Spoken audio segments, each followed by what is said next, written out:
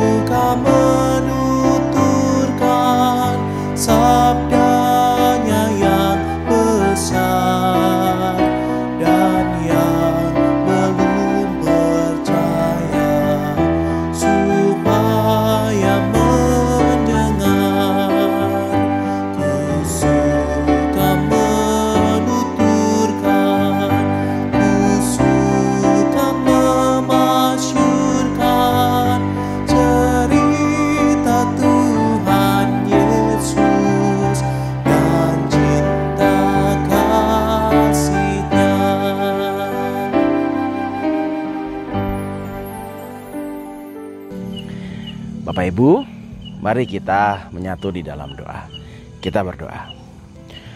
Bapa dalam surga, kami mengucapkan syukur karena pagi ini Tuhan mengizinkan kami untuk bangun pada pagi hari ini.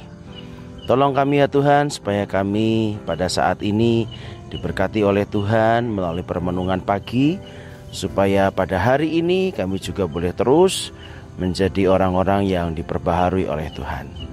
Terima kasih ya Bapa. Dan kami mohon juga hamba-Mu boleh Engkau pakai untuk menyampaikan kebenaran sabda Tuhan.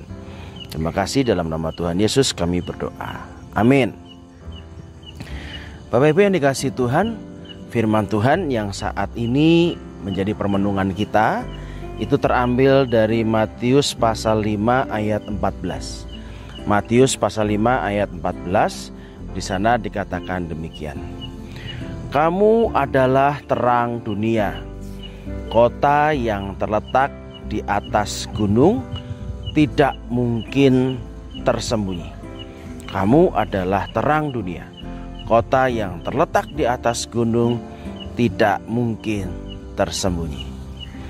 Bapak Ibu, walaupun kita pada saat ini mengikuti acara doa pagi, namun saya merekam acara kita ini, ya, persekutuan doa pagi kita ini pada malam hari.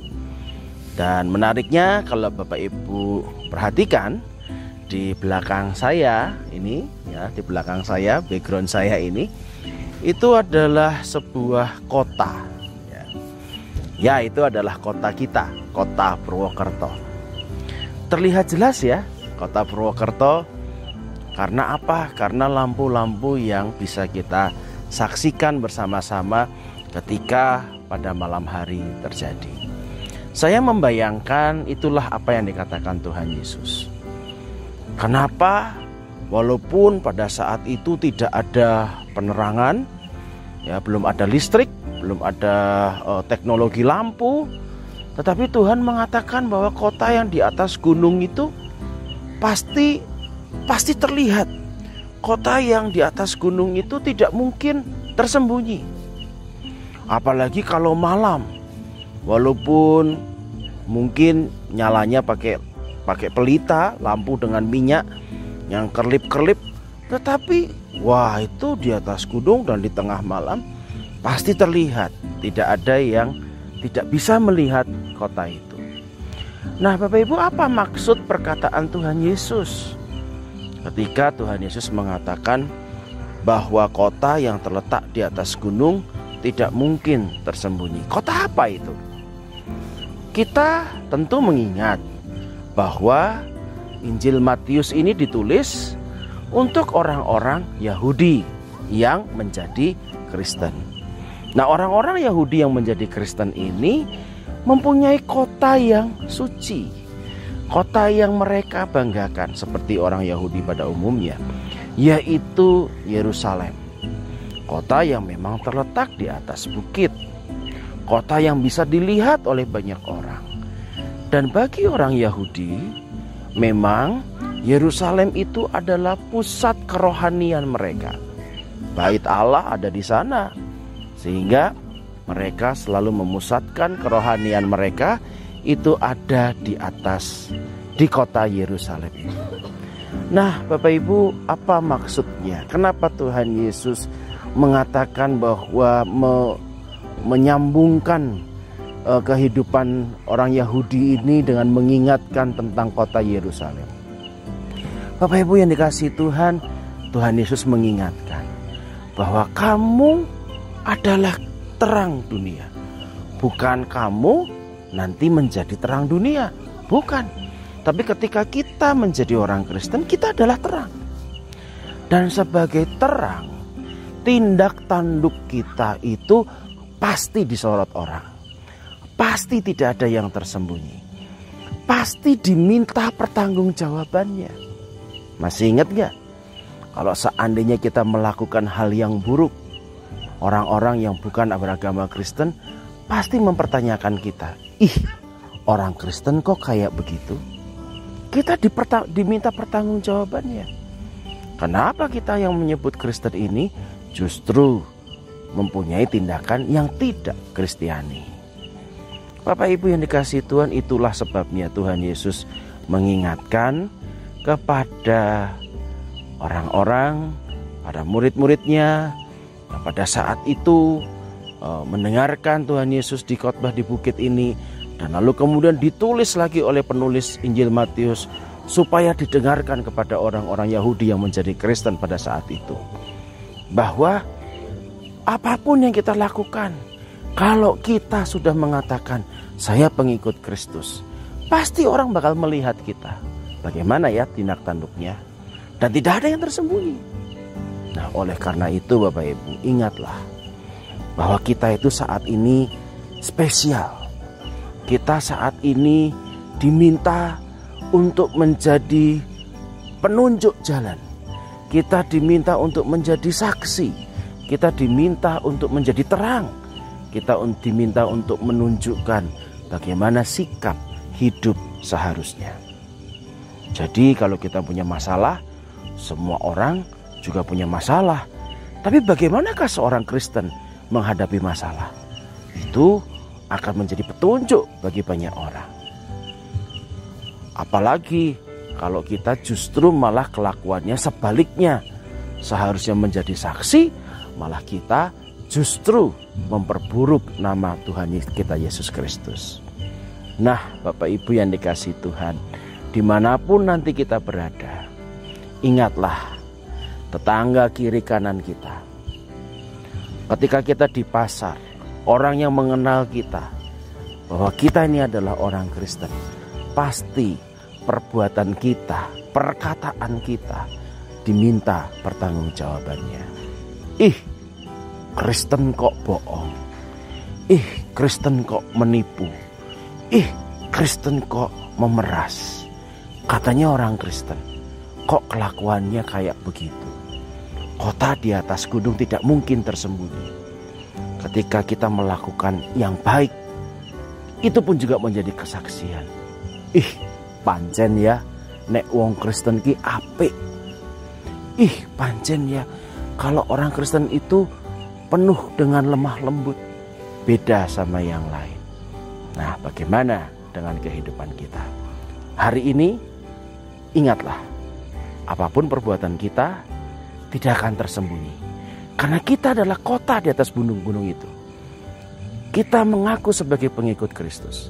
Dan orang meminta pertanggungjawaban kita. Tuhan memberkati kita. Mari kita berdoa. Tolong kami Tuhan untuk terus menjadi saksi Tuhan dimanapun kami berada. Kami sadar bahwa seringkali kami melukai Tuhan. Dan bahkan mempermalukan nama Tuhan dengan kelakuan kami, perkataan kami yang buruk yang mungkin menyakiti orang lain. Tuhan tolong kami supaya kami bisa mengkoreksi setiap kehidupan kami hanya untuk kemuliaan nama Tuhan. Kami sadar Tuhan, perkataan kami, perbuatan kami, dan pemikiran-pemikiran kami pun juga pada suatu saat nanti kami akan diminta pertanggungjawabannya. Tuhan berkati supaya kami semua betul-betul dapat menjadi saksi Kristus. Kami semua menampilkan terang Kristus itu, sehingga segala sesuatunya justru kami mempermuliakan nama Tuhan. Terima kasih ya Bapa, dalam nama Tuhan Yesus Kristus kami berdoa. Amin. Bapak Ibu, demikianlah doa pagi kita pada pagi hari ini. Sampai ketemu di dalam renungan doa pagi setiap Selasa dan Kamis dimulai jam 5 pagi. Sebelum kita berpisah, mari kita bersama-sama memuji Tuhan dengan pujian berikut ini.